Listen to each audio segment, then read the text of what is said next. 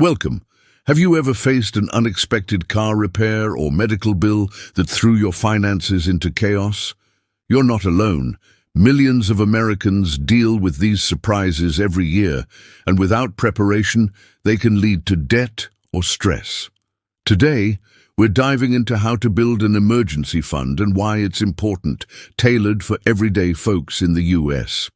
We'll cover practical steps using real strategies that answer top questions like how to build emergency fund savings tips, why emergency fund important, and emergency fund beginner guide.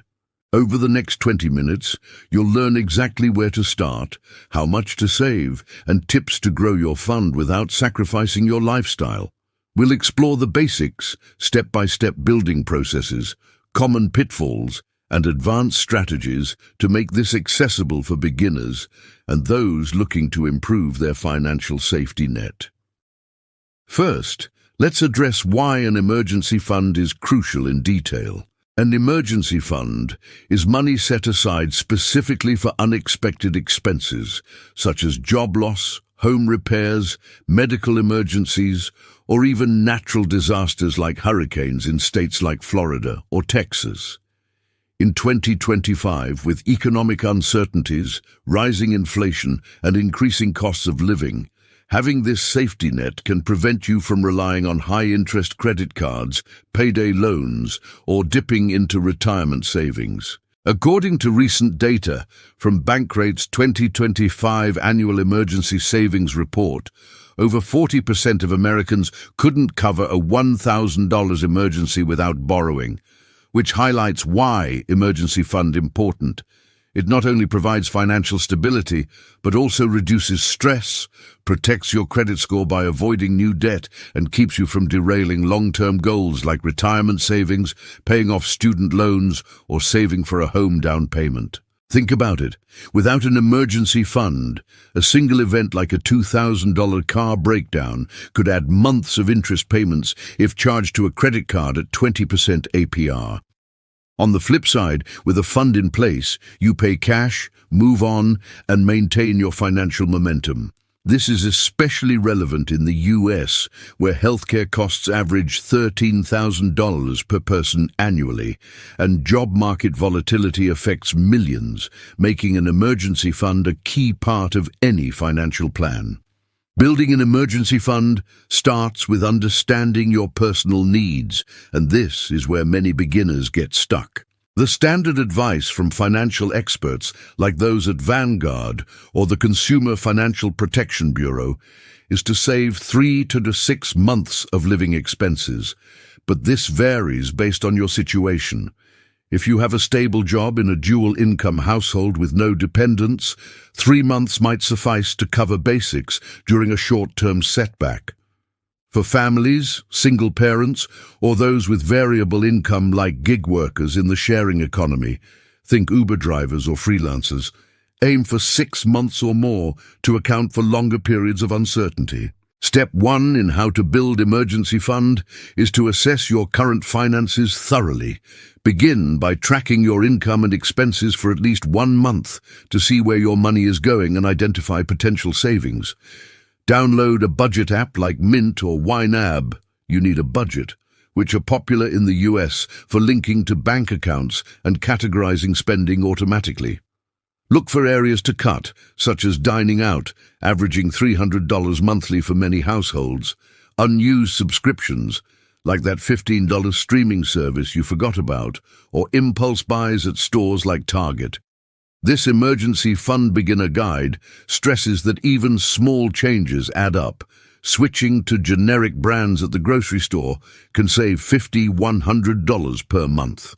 Once you have a clear picture, set a realistic initial goal based on your assessment, like saving $500 in the first 2 months if you're starting from zero. Remember, consistency is key. Treat building your fund like a bill you pay yourself each month. Next, choose the right place to store your fund to maximize growth while keeping it accessible. It needs to be liquid, meaning you can withdraw without penalties, but separate from your daily checking account to avoid temptation. High-yield savings accounts are ideal for this, offering 4 to 5% interest in 2025, far better than traditional savings accounts at big banks like Chase or Bank of America, which might give only 0.5%. Online banks such as Ally, Capital One, or Marcus by Goldman Sachs provide these rates with FDIC insurance up to $250,000 per depositor, ensuring your money is safe even if the bank fails. Avoid putting your emergency fund in stocks, mutual funds, or long-term CDs, as market volatility or early withdrawal penalties could leave you short when you need cash fast.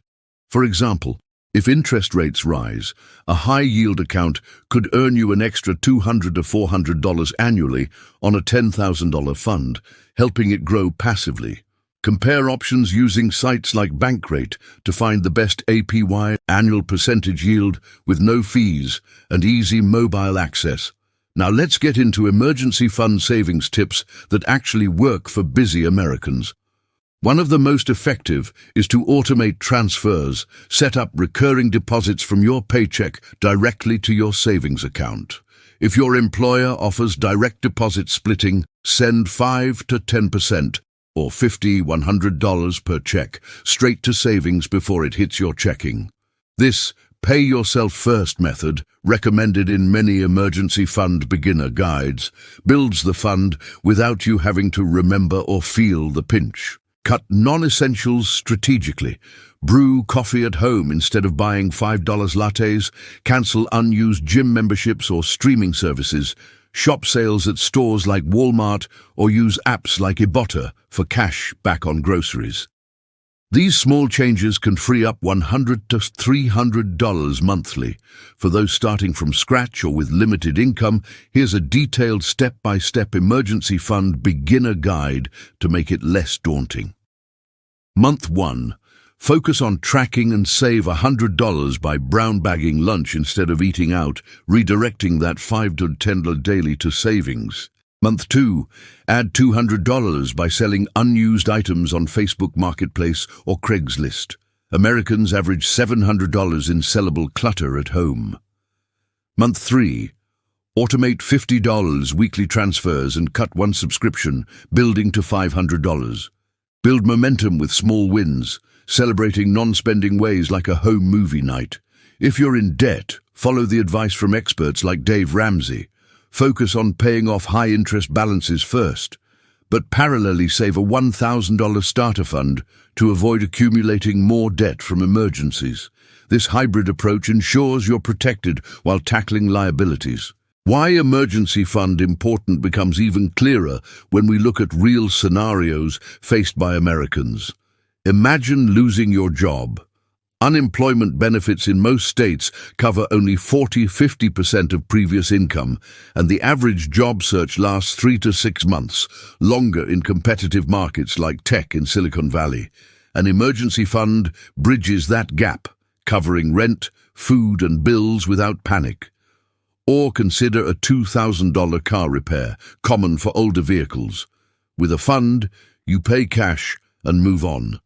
Without it, you might charge it to a credit card at 20% interest, adding hundreds in fees over time. Medical emergencies are another big one. With average out-of-pocket costs at $1,500 per incident, a fund prevents dipping into retirement accounts or taking high-cost loans. In disaster-prone areas like the Gulf Coast, where hurricanes can cause $5,000+ in damages, having liquid savings means quicker recovery without FEMA delays. Tailoring for U.S. realities adds another layer. In high-cost areas like California, where rent averages $2,500 and utilities $400, your fund needs to cover more to match living expenses. Use tools like bank apps for automatic savings roundups, where purchases are rounded up to the nearest dollar and the difference goes to savings. Many banks offer this with no fees. Common mistakes to avoid are plentiful, so let's break them down to help you stay on track. One big error is dipping into the fund for non-emergencies, like a spontaneous vacation or new gadget. Define strict rules for what qualifies as a true emergency. such as events that threaten health, home, or job. Not replenishing the fund after using it leaves you vulnerable to the next crisis. Always prioritize refilling it before other spending. Keeping the fund in a checking account risks accidental spending on daily items. Use a dedicated savings account instead. Another pitfall is underestimating your needs. Reassess annually, especially after life changes like marriage, having kids, or a job switch, which can increase monthly expenses by 20–30%. Finally, ignoring interest rates means missing free growth. Switch to high-yield options to earn more over time.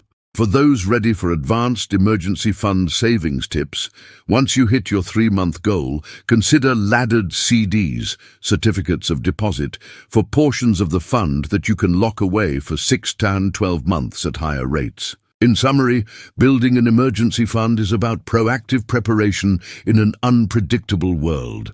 Start small with assessments and automation. Choose safe storage. Apply savings tips consistently and avoid common mistakes. It provides a buffer against life's curveballs, ensuring financial freedom and stability. Thanks for listening. Now go calculate your essentials and set up that first automatic transfer to kickstart your fund.